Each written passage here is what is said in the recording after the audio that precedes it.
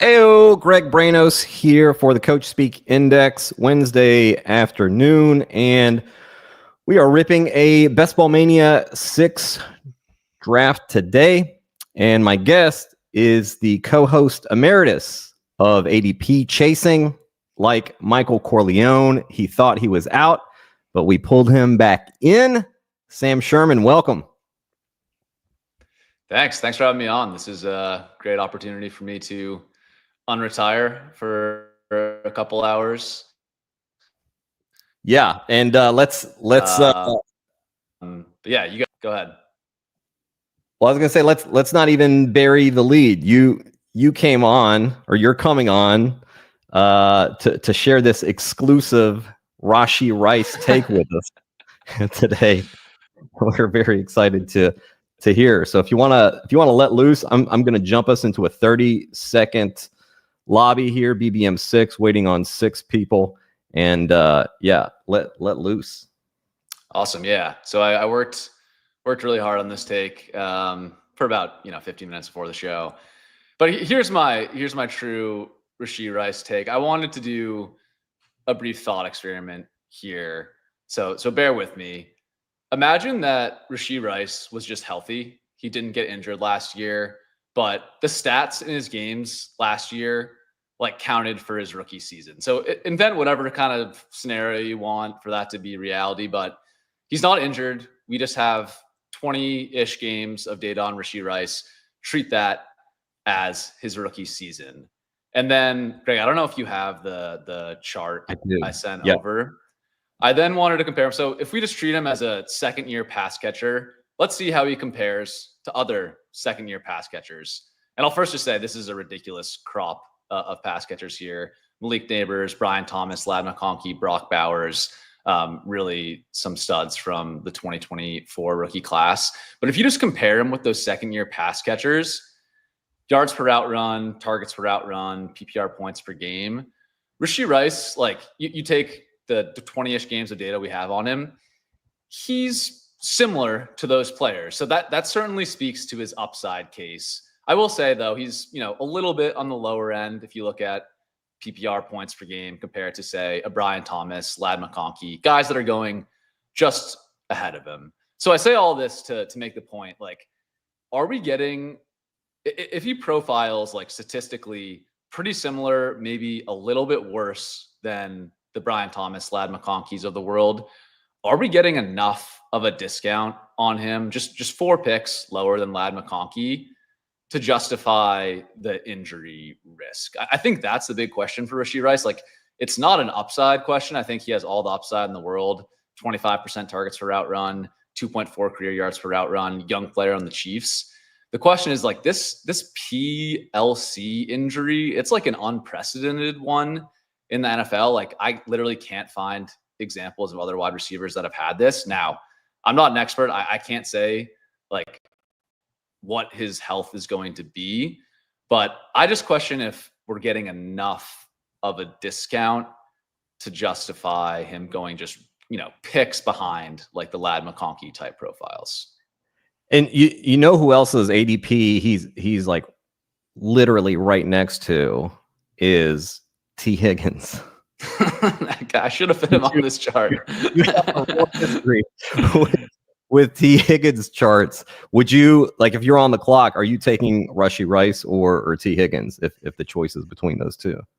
If the choice is between those two, I am taking T. Higgins. Goes against my brand, but I think if you literally make it that binary, ladies and gentlemen, we got him. But yeah, man, I don't know. I think Rice, again, all the upside, the upside is certainly there. I'm not going to be one of those people that's nitpicking his route tree, his ability on the field as a receiver. I think it's all there. It's just a question of is the fact that he had this rare knee injury priced in? I'm not sure it really is anymore. I think people are just assuming he's fully healthy. So we'll see. Yeah, we're in a draft now, and we have nice. The 11th pick. So I'm going to pull that up. We are not going to be in an area where Rashee Rice will be a question of whether to take him. So yeah. Are you getting in any best ball this year? I am. I've gotten a decent amount of drafts done. Let's see here. I'm gonna guess 50 or so drafts so far this year. So yeah, not completely retired. Total drafts or BBMs? Total drafts is 67. BBMs, I'm at 39 right now. All right. Yeah. Very cool. I want to say like 64, 65 BBMs so far. A little bit ahead of the pace that I wanted, but we had that Gilbert Arenas night that really sucked me into drafting a bunch of teams. Did you get in there? Did you get in a lobby with them?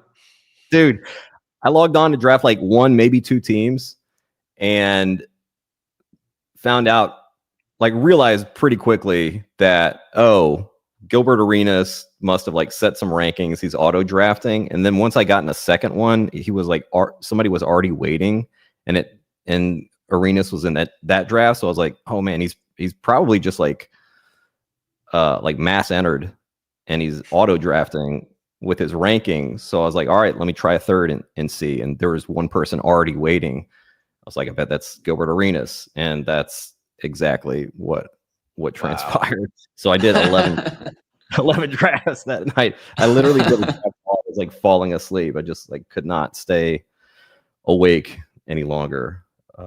Wow. Was he just autoing all of those? Is that what the story was? You're all autoed. Yeah. Wow. At the very beginning, I was like, oh, maybe he's enjoying himself, having, a beverage or two. Then I was like, no, he's auto drafting with his custom rankings where he's taking 5 quarterbacks first. Derrick Henry goes 9th overall here. That's early for Henry. Running backs. All right, we're about to be on the clock. All right, Malik Neighbors goes off ADP wise. It's Ashton Genty, Amon-Ra St. Brown, Nico Collins, Brian Thomas Jr., Drake London, Achane, AJ Brown. Anybody? I like Nico here. Going down by ADP just a tiny bit. Beautiful. I think, this is a really strong back half of round one, I think, this year. So, yeah. I love the 11 pick. I love the 12 pick. Sometimes the 10 can work out as well. And I think back on the clock. Amon-Ra, Brian Thomas Jr., Drake London, AJ Brown. Let's go. It's really a toss-up here between Brian Thomas and Amon-Ra. I like going. Let's have some fun and go with Thomas here. I haven't got a ton of him. I think certainly either is justified, but yeah, we just pulled up that rookie year data on Brian Thomas, and there's not really in my database of rookie year. There's not many that profile as strongly as Brian Thomas. It's basically Puka Nacua, and then I think you probably have to throw Ladd and Malik Neighbors in that tier as well. But after that, he's top 5 rookie wide receiver performance over the last decade or so. So tons of upside in year 2, in my opinion. Yeah, I think he's in a much better situation this year. Better offensive environment, with the new play caller in Liam Cohen. You look at that Bucs offense last year and the way that Liam Cohen is just able to scheme these guys wide open to where there's nobody within 15, 20 yards of these guys. Sometimes we saw it a lot with Jalen McMillan. We saw it a ton with Mike Evans. Just really, really interesting kinds of concepts and plays that Liam Cohen puts into action, and bringing Travis Hunter there. And I think De'Ami Brown as well is going to open up so much stuff for Brian Thomas Jr. They talked before the draft, and I think before they got De'Ami Brown, of this emphasis that they wanted to place on, hey, Brian Thomas Jr. saw so much cloud coverage last year, basically saying the Jags had nobody else on offense, and we want to bring in guys to take some of that cloud coverage off of them. We want to move them around and just get them in the best position possible. And if we see Trevor Lawrence take a leap forward, what is this, year 4, year 5 for Trevor Lawrence? If we see him take a step under Liam Cohen, I mean, this offense could really, really cook this year, I think. Yeah, I think that's a great point. And, it was kind of all the Bucs wide receivers across the board basically had career years last year under Liam Cohen. Mike Evans had career high yards per route run at 2.5. Chris Godwin, career high yards per route run at 2.4. These are guys with like long storied careers in the NFL, lots of success. And they both hit their peak on a per route basis in, year, I don't know what it is, 8 or 7 for these guys. So I think that just speaks to the strength of the offensive coordinator, the strength of the game plan there. So I want pieces of all the Jags pass catchers. I guess Hunter is a bit of a different story. I'm curious if you have any reads there on the latest coach speak on his playing time split, but he's a guy I'm also very interested in. Yes. I've so many thoughts on this because they've said a lot. And they talked about, they keep referencing like how this guy just does not tire, and how they have talked with basically every department before they even drafted Travis Hunter of like, how far could we push this guy? Sports science kind of stuff. And I think like people have never seen a player in the modern age play 100 snaps per game, right? Play so much on offense, play so much on defense. I think that's in the range of possibilities for Travis Hunter this year. But I feel confident that they're going to be really smart about it. They're not going to have him out on the field for empty snaps. They're not going to have him out on the field, especially I think like on defense in blowouts. Maybe if they're, losing by 3 touchdowns or whatever, they play him on offense to try to get back in the game. But like if it's out of hand, it's out of hand, and probably just best not to play him. People want clean things in fantasy. They want to know exactly how many snaps, how many routes somebody's going to run. I don't think it's going to be clean for Travis Hunter. I think it's going to differ from. They keep saying this, right? It's going to depend on game flow, which in best ball is fine. In redraft, it's a little bit tougher of a proposition. But I think he's going to play a ton of offensive snaps. And if it is a situation where he's only getting like 65% of offensive snaps, I think those snaps he is in on, like they're going to have design stuff for him. So he'll see kind of a higher target share on those. We're on the clock here. ADP wise, Kyron Williams, Breece Hall, Mike Evans, Tataroa McMillan, Jaden Daniels. I don't have a ton of Breece, actually, not intentionally. So I'm good with getting a share of him here.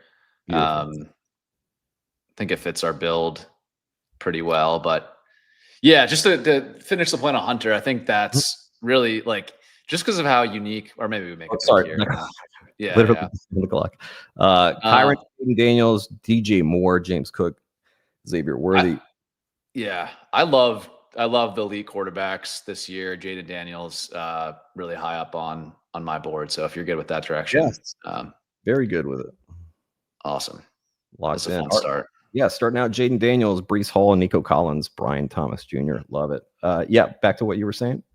Oh yeah, I was just gonna say, like, just because of how unique his profile is, like I think it opens up a lot of scenarios that we're just not used to thinking about in fantasy football. Like you mentioned, like they're going to be smart with how they play him. If it gets to week 17 and the Jaguars are eliminated from the playoffs, I can't imagine they're going to risk playing him like 100% of snaps on offense and defense, right? Like that just seems like unnecessary risk to take with a player. Now, are they going to bench him down the stretch? I'm certainly not saying that, but I think it's just like, it's interesting to think about the range of outcomes because of how unique he is.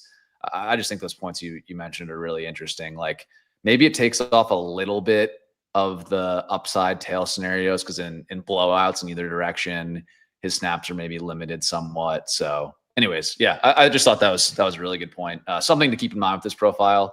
That said, I think he's priced at a point where some of that risk is certainly baked in.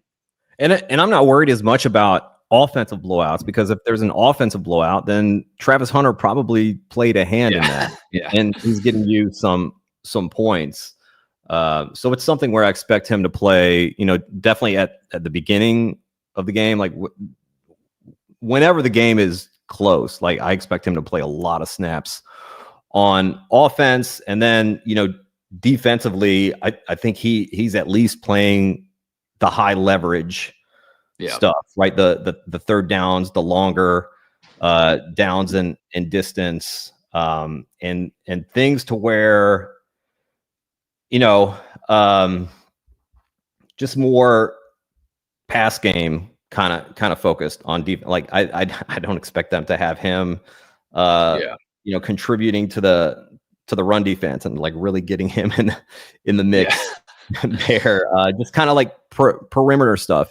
And this is something that Browns GM Andrew Berry mentioned, and I'll relate it to another situation as well in a second. But with Travis Hunter, like if you're playing him on the perimeter on offense, he's not taking as much of a beating as the like kind of slot players go through with the physicality.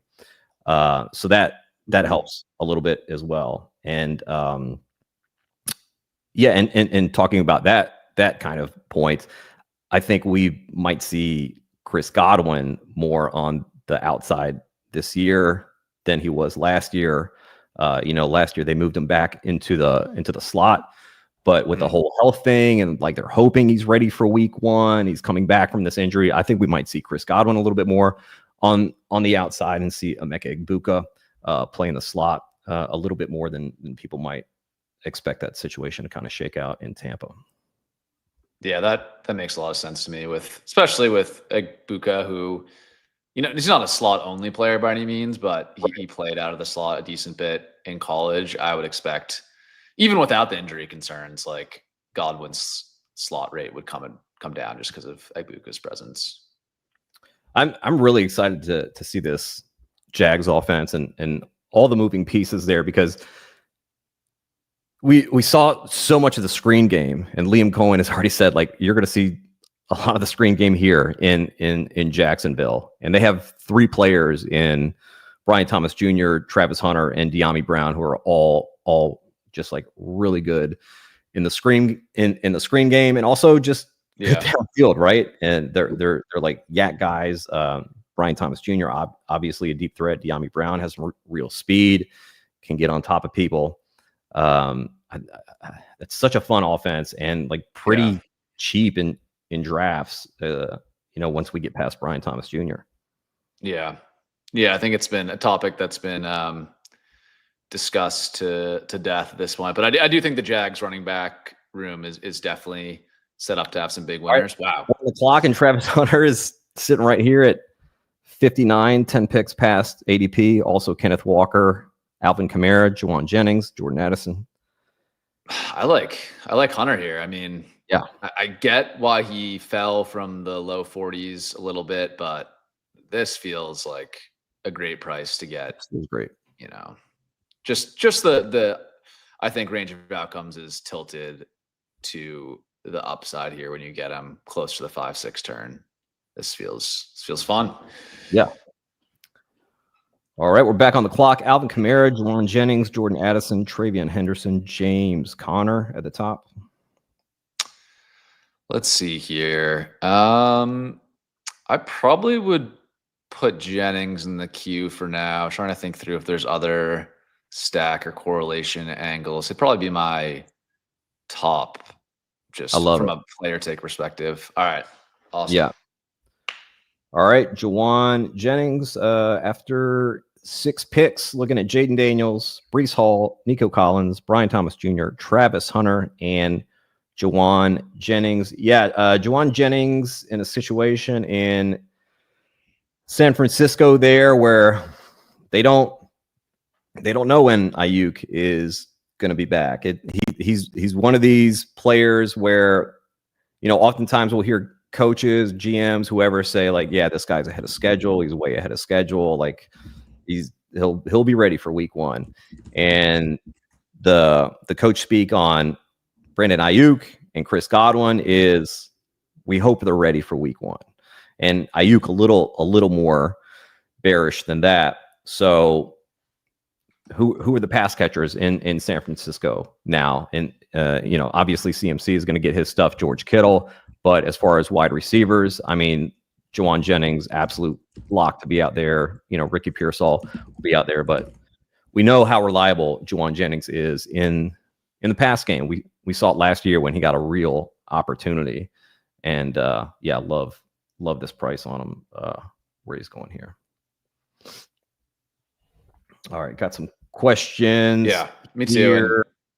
Sorry, I don't know if my internet might be a little unstable right now. Apologies.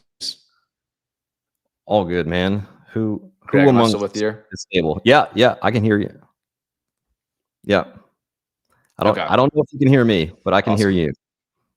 Yeah, I got you now. But yeah, no, I was just gonna make the point on Jennings that I think he gets a little bit of a reputation of a guy who did nothing through 3 years. I forget if it was year 4 or year 5 for him last year, but a guy who did nothing to start his career, and it's kind of one of these fluky late career breakouts. The thing I would push back on with that, and I wish I had the exact data point, but I wrote about it this last year for Establish the Run. If you look at his splits historically, even before his breakout last year, if you look at his splits historically, when one of the 49ers top pass catchers missed time, whether that was Ayuk, Deebo Samuel, George Kittle, or Christian McCaffrey, Jennings yards per route run, targets per route run consistently spiked throughout his career. So again, I don't want to count against a guy too harshly. The fact that he didn't out-earn prime Deebo Samuel, prime Christian McCaffrey, prime Brandon Ayuk, and prime George Kittle for targets in a passing game, that just seems like the expectations for a young peripheral player in the offense. So the fact that he immediately capitalized on that opportunity when he did get the chance to be one of the focus players in the offense, I think it's really bullish, and I'm not too worried about the this is a complete fluke type outcomes for Jauan Jennings. Yeah, people get too just so many times people don't take the correct context and into perspective. Where this isn't a player who debuted 4 years ago or whatever, flopped, and then all of a sudden he had a breakout. He just never had the opportunity because the Niners offense was ridiculous with Ayuk and Deebo Samuel and George Kittle, like you're saying, and they just historically didn't run many 3 receiver sets. We would see Jauan Jennings out there on 3rd and long which is where the 3rd and Jauan stuff came from, because he's such a reliable receiver with those hands on 3rd down. When he got the opportunity last year, he smashed. So and people want to take out the if you take out the 49-point game, well, did that count? Did that count for fantasy last year? All right, we're on the clock here. ADP wise, David Montgomery, Isaiah Pacheco, Aaron Jones, Josh Downs.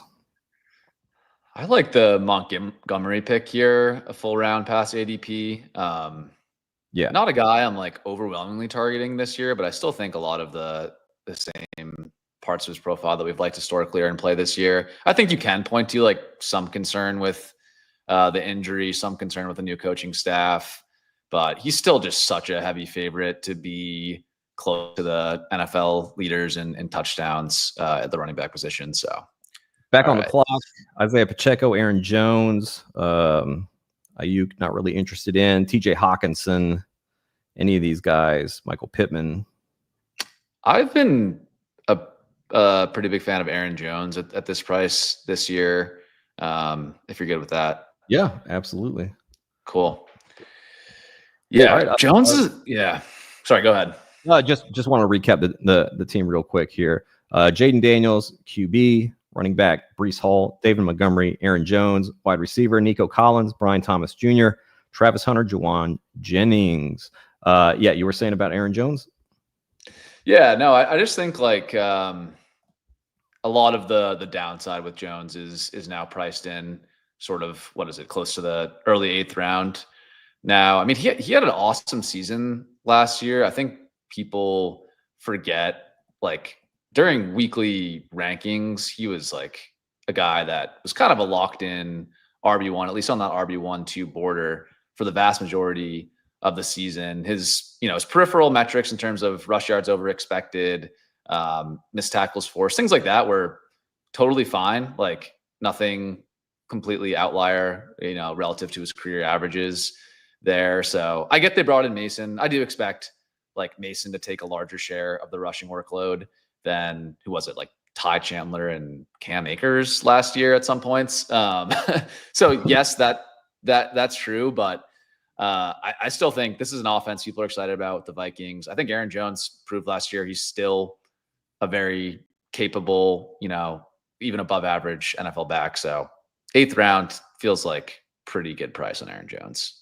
Yeah, I mean, all those years in Green Bay where they didn't use Aaron Jones as a workhorse, there was splitting all that work, like kept some of that tread on his tires at this advancing age.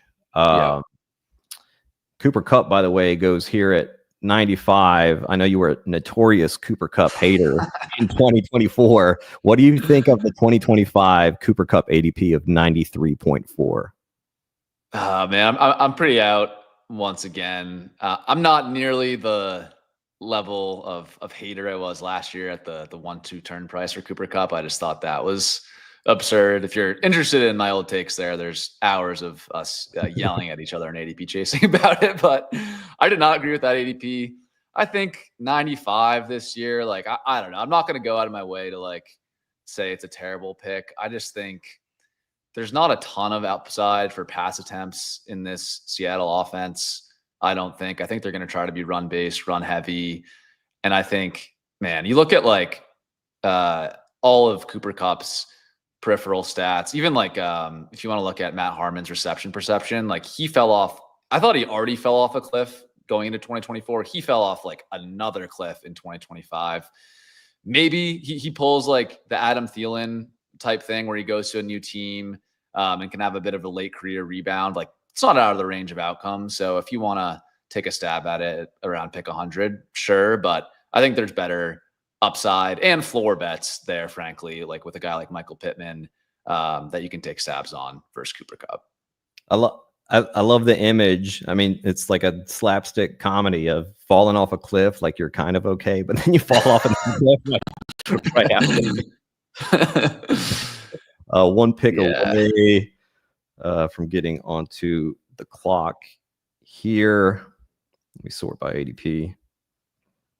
And we're looking at Jaylen Warren, Brock Purdy, Trey Harris, Mark Andrews, Evan Ingram, Cam Scatterbu, Rashad Bateman, Najee Harris, Zach Charbonnet. Any of these guys interest you? Let's see here. We got 1, 3, 4, pretty balanced build. I think maybe the Chargers, Trey Harris sets up a little bit of week 17 correlation with the Texans. If I got that one right. Yep. It feels like a good upside bet to add to the room. We probably want to be a little bit safer with the rest of our wide receiver selections. Got a couple upside rookies, but I don't think it's too much. Back on the clock here. Brock Purdy, Mark Andrews, Evan Ingram, Scatterbu, Najee, Charbonnet. I like. What do you think of Scatterbu here? I mean, I've got 28% of them.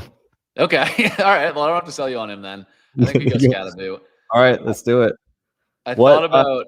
What do you think of that? What's your take on Cam Scatterbu? I certainly have a take that I've put out there, I feel. So yeah, Cam Scatterbu. I'm honest with people. I'm not a huge college football guy. The one college football game, or one of the few college football games I did watch this past year, was the playoff game against Texas. Was it right where Cam Scatterbu just went absolutely insane? Yeah. Maybe. Yeah. He had like receiving touchdown. I think he threw for a touchdown in that game.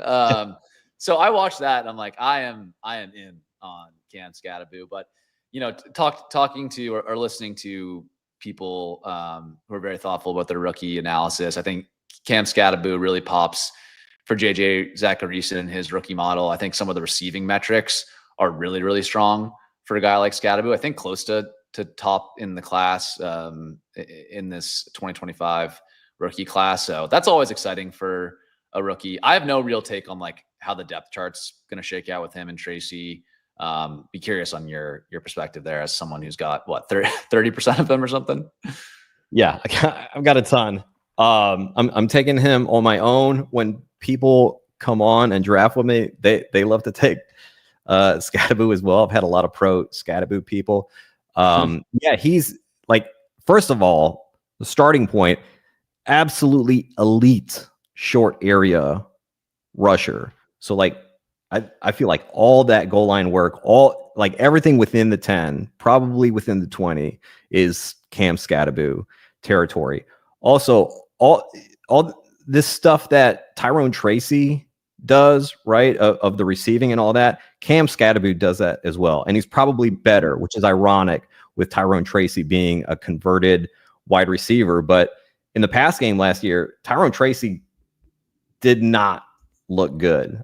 Just like dropping balls deflecting off of his hand. Like, you would never be able to tell that this guy was a converted wide receiver. He looked more like Tank Bigsby in Oh no, game.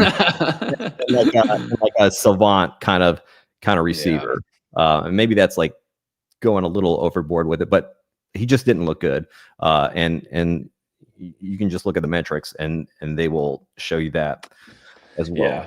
One thing about like what I did, I didn't study Tracy's receiving too much last year. I did, one of my articles wrote for Establish Run was on him, mostly focused on his rushing ability. I did think he was a very like unique rusher and that he did some things really, really well. Yeah. Which in my opinion, I thought he had really great vision and also was a great breakaway runner. So he has the breakaway speed. I think he has the vision and the elusiveness to like avoid defenders completely. Like he would make defenders miss and they wouldn't even get their hands on him. I thought that was impressive. What I did find is that his contact balance and ability to fight through contact was really, really poor. When he did get touched, like he was almost guaranteed to go down. I think that makes sense as a converted wide receiver, a bit of a thinner frame, even though I think his overall size isn't that small. So I thought he was a very interesting rusher. I think he has a place in the NFL as a committee back.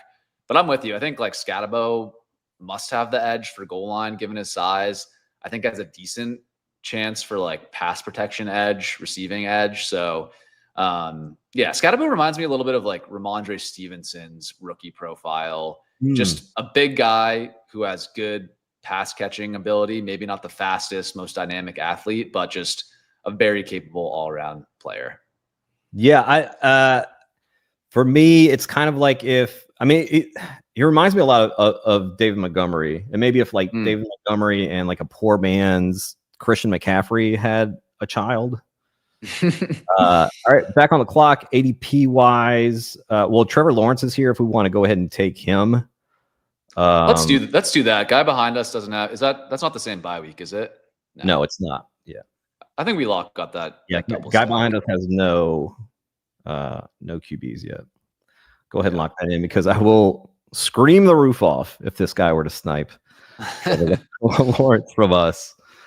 What do we have for top tight ends on the board here? Yeah, Dallas Goedert, Isaiah Likely. I think I would go Goddard here probably. Yeah. Yeah, it's kind of an end of a tier at tight end for me. Yeah, for sure. Love Goddard. Love him in 3 tight end builds. I mean, I don't know how many times Nick Sirianni has to say that the pass game runs through A.J. Brown, Devontae Smith, and Dallas Goedert. But for Dallas Goedert to be going in the 140s is kind of crazy. Crazy to me too. And like my thought on Dallas Goedert, I'll give like a very weird comp I don't think anyone's made yet. It reminds me a little bit of James Cook, just the touchdown profile for Dallas Goedert. Like going into this season, I think Dallas Goedert is coming off back-to-back seasons of like 3, 2, 4 touchdowns. I don't have the exact stats with me right now, but actually let me pull it up. Yeah, last 3 seasons, 2 touchdowns, 3 touchdowns, 3 touchdowns. And then even before that, 4 touchdowns, 3 touchdowns. So you can look at his profile and make the argument that like, hey, this is a guy that doesn't profile as a touchdown maker. Sure. You could have made that same argument about James Cook going into last year, and what happened? He led the Buffalo Bills in touchdowns, led the entire NFL in rushing touchdowns, I believe. So I don't think there's anything like inherent about Dallas Goedert's profile that means he can't be a touchdown scorer. He's playing on a team that's going to be probably top 3 in the NFL and projected point totals over the course of the season. He plays on play action. There's no threat to like taking his snaps at the goal line. He's a pretty big bodied player, big bodied tight end. Like, I don't think there's anything structural. I think we've just like rolled the dice a bunch of times on Dallas Goedert and have struck out on touchdowns. So again, he's not some like massive breakout bet. I'm not expecting him to like go for 1,200 yards or something like that. But I think one of these like 10, 12, touchdown seasons is firmly in play for him, like we've seen with guys like Mark Andrews in the past. So I think that makes him pretty exciting at this really low price. Yeah, I like a lot of these tight ends from the kind of like 120 to 140-ish range. When you're looking at like David Njoku, Tyler Warren, Colston Loveland, Dallas Goedert, Isaiah Likely, just guys that are going late enough that like you're probably building 3 tight end rooms with them, and it's we're looking at a touchdown dependent position mainly in fantasy to have like 3 of those guys at any given week, right? Like if you had a Goddard and a Tyler Warren, and then later you add on like a Chig Okonkwo or something, like you're really kind of setting yourself up in a pretty nice way for the season. Yeah, I agree with that. 2 more picks away here, 1 pick away now, and we're good at QB, I feel, for the rest of this draft. I got Breece Hall, David Montgomery, Aaron Jones, Cam Scatterbo. We're on the board now. ADP wise, Jack Besh, Romeo Dobbs. Here, let me take out the QBs here. Let's see here. I'd probably go Dobbs or. Oh wait, should we go Strange with the stack? I actually kind of like the Brent Strange pick here. Yeah, we can do that for sure. It's a little ahead of ADP, but the guy behind us only has 1. I think he just picked 1 last round too, so I like to stack it up here. Yeah, he took Kincaid last time around. All right, we're back on the clock. He double taps QB. Dobbs still there if we want to take him. Besh as well. Pat Bryant.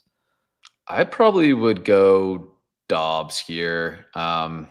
Bigsby just doesn't seem like a great correlation bet with the rest of our Jags players. We already have 3 of them. So not that I do like the quarterback running back stack, but I think it probably reaches a point once you have like 5 Jaguars players that we're maybe overdoing it a little bit. Well, Bigsby is such a 0 in the pass game anyway. I think having him on a Trevor Lawrence team is just probably not great process. The Dobbs thing I like. Mm-hmm. Yeah. No, go ahead on Dobbs. Sorry, Greg. I'm sure it's my end having an internet problem. I was going to say, if you can hear me okay now. I was going to say I like the Dobbs pick. I think he offers, specifically for this team, when we've gone 2 rookie wide receivers, Travis Hunter and Trey Harris so far, I think it's like a good balance to get someone like Romeo Dobbs, who has a pretty secure early season role.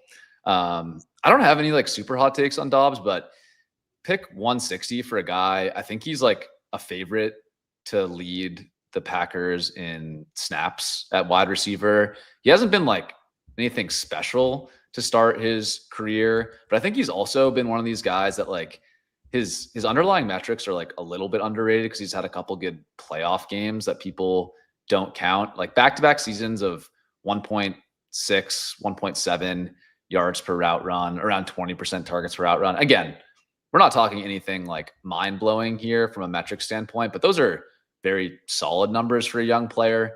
Locked into a pretty good role, a team that has touchdown upside. So I just think the price is like a couple rounds too cheap on Dobbs. Yeah, running a ton of routes. I mean, at the very least, you're getting kind of an innings eater here for your team. And then kind of like best Well, I think there's a couple best case scenarios. One is what if the Packers, with this receiver room that they have, get some offers on like, hey, can we peel off one of these guys? We'll trade you something for it, and he goes to a team where he's getting more targets, but just running all these, he just seems like almost like a Michael Wilson type play, right? A guy that is going to be out there quite a bit. And if the Packers do open it up more through the air this year with Jordan Love being healthy, then you could see a guy like this like really, really pay off this ADP. Yeah, I agree. All right. Really, I like this team. I'm loving this team. Shaping up to be a very, very nice one. So set at quarterback, Breece Hall, David Montgomery, Aaron Jones, Cam Scatterbo. At running back, Nico Collins, Brian Thomas Jr., Travis Hunter, Jauan Jennings, Trey Harris, Romeo Doubs, and then Goddard and Strange. Very, very cool. Yeah. Right, so ADP here. And Braylon Allen is available. But no, we have Breece though. Yeah. Man, that's looking like pretty bare. Miles Sanders is you here. Got Ertz stacked with, if we want to close out a tight end to get we don't have a Daniel stack partner yet. I kind of like that move here. Beautiful. Let's do it. Yeah. Talk about innings eater. Zach Ertz might be the greatest of all time tight end innings eaters. We're back on the clock. It's Miles Sanders, DeAndre Hopkins, DJ Giddens, who's a guy that I'm definitely into.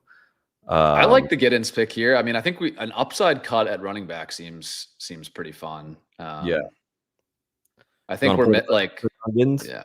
Yeah, let's do it. Beautiful. I feel very good about DJ Giddens being the RB2 in Indianapolis. I mean, look at the rest of the roster. Was it like Khalil Herbert? And then I don't even know who is on the roster after that. But, Jonathan Taylor has missed multiple games each of the last 3 seasons.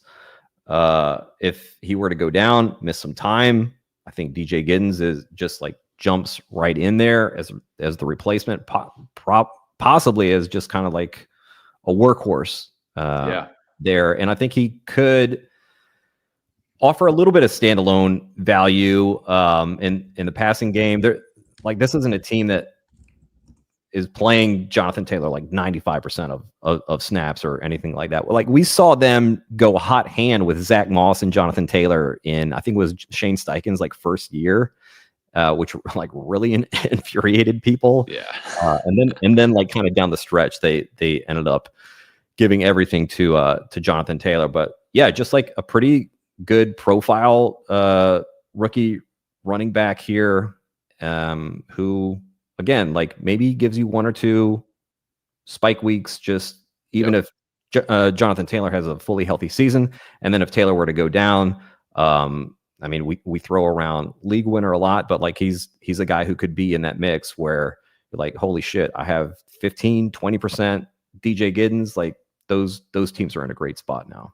Yeah, wheels up. Yeah, I agree. And we've shown them like this coaching staff has shown a willingness to give workhorse workloads to the RB2 in the past. We saw it with Zach Moss. I think we've even seen it with some dudes like Deion Jackson for a couple games there. So Trey Sherman had some decent enough workloads. Like they are willing to give these backup running backs, even that don't have much talent, big workloads. So if Giddens is a good talent, which there's some indications there in his profile, it could be a very exciting handcuff pick. Yeah, and before the NFL draft, like they were publicly just the same way that they were, well, not quite to the same extent, but because they had been publicly thirsting for a wide tight end for over a year. But before the draft this year, they were like publicly thirsting for an RB2. So for them to get DJ Giddens, that's a pretty good signal. Bindles wants to know what your go-to karaoke song is, Sam. This is a funny one. Lips of an Angel. That's been my go-to over the years. I don't know if you're familiar with that. Bit Who's of a deep that? cut. Oh. That's Hinder. I think it was a one-hit wonder. Look it up. Everyone do some research. You're gonna have to pay extra to see that on a stream. That could be maybe a premium one there, but yeah, do some research on that one, folks. There we go. Somebody asking if there's any coach speak inclinations on Dante Thornton running ahead of Jack Besh. I mean, they haven't really said anything about the depth chart situation. Yeah, I like Dante Thornton just seems to be kind of an upgrade over Trey Tucker. Like maybe he's just their like sacrificial X receiver who's just running empty route after empty route. I think what was it? Trey Tucker had like the third most routes last year, something like that, and just barely any production at all. But maybe Thornton turns out to be something. We haven't seen that a lot from guys coming out of Tennessee. But all right, we are on the clock here. I've got a pitch for our. Oh wait, no, we already have 3 tight ends. All right, yeah, Marshawn Lloyd. Here, I like Lloyd's. Is can I see all the running backs available? Yes. Rashard Smith, Blake Corum, Keaton Mitchell. 6 seconds left. I like Lloyd here. Yeah, let's do it. I think we had like with Montgomery, Aaron Jones, got enough safety. And then we're doing another receiver here, I'm guessing. Yeah, I think so. Man, this is slim pickings. Do we go like? Let me see here. Turpin. Turpin? You want to go Turpin? I'm down for some. Yeah, come back on the commander stack. I don't know. Him or like Lockett would probably be the pick for me. I don't mind doing a little Turpin. Why not? Yeah, have some fun. He actually has correlation with all 3 playoff weeks here. Oh, that's right. I obviously knew that when I suggested it. I knew it. All right, cool. This is a good looking team here. We'll run it down. Jaden Daniels and Trevor Lawrence at QB. Breece Hall, David Montgomery, Aaron Jones, Cam Scatterbo, DJ Giddens, Marshawn Lloyd is the running back room. Wide receiver Nico Collins, Brian Thomas Jr., Travis Hunter, Jauan Jennings, Trey Harris, Romeo Dobbs, Cavante Turpin. And then tight end is Dallas Goedert, Brenton Strange, and Zach Ertz. How are you feeling about this team, man? I'm feeling good about this team. Not sure if we blew it at the end with the Turpin pick, but besides that, no, this is how I've liked to build a lot this year. I like the elite QBs. I like to be pretty balanced at running back and wide receiver, and then really hammer this like tight end range from like pick 120 through 180, grabbing 3 in that window. I think is pretty good. I do think the Darren Waller pick, that would have been a fun one if we hadn't already taken 3. I saw he went right after our last pick. That's interesting debate there. Yeah. I think Waller at 204 would have been fun. But yeah, overall, I really feel good about this team structurally and got some good upside bets mixed with some innings eaters like Zach Ertz and Romeo Dobbs. Yes. Got a question here. If you are a Kyle Monangai bull, given your disdain for Roschon Johnson. You know, I'm not going to give up on Travis Homer that quickly. He's still the best way to play the Bears running back too. People do forget. I was made fun of this take, but check week 1 last year. Who was a healthy scratch and who was active? You might find out that Travis Homer was active and Roschon Johnson was a healthy scratch. So, you know, just I'm asking people to do their own research on Travis Homer and Roschon Johnson. You might find some interesting things. Yeah, I don't want to weight shame, but I do think Roschon Johnson does need to lose like 5 to 8 pounds, and then we can see a little bit more of the runner that we saw at Texas. Yeah, man, he's been a bit of a tough watch in the NFL so far. If we're being honest with Roschon Johnson, It's kind of post ACL Javonte style player that you're getting with Roshan Johnson, but hey, opportunity might be there this year. Yeah, I mean, let's name this here. Sam Sherman, guaranteed winner. Yep. Yeah, it's a lock. So lock it up. Yeah, it's tough with the Chicago backfield situation there with, same kind of stuff we were talking about, goal line role with the Giants, where, I mean, DeAndre Swift, just like one of the worst short yardage runners in the NFL. So then who's that going to be? Is that going to be Roshan Johnson, or is that going to be Kyle Monangai? If it's Kyle Monangai, like, Roshan Johnson is so dead probably in fantasy this year. And they have not really talked about, like, I'm not sure Roshan Johnson has gotten a single mention in pressers so far this offseason. Now, granted, they haven't been asked a ton about the backfield situation. But like, for him to just not come up at all makes me a little uneasy with my Roshan bags. Yeah. I think people are assuming, like, all right, he'll get like at least a 50-50 split, or like 35% of, hey, maybe not.